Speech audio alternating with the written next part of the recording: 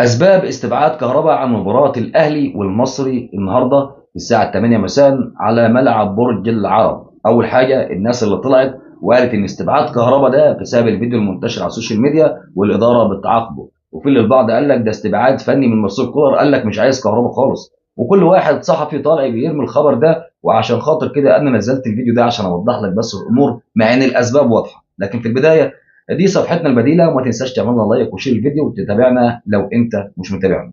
اول حاجه استبعاد كهربا استبعاد اداري وليس فني. لو فني طبعا كنا هنقول ان اللاعب مش جاهز او اللاعب مصاب او الكلام من ده، لكن اللاعب ما عندوش اي حاجه من ده كل ده، لكن استبعاده جاي من الاداره.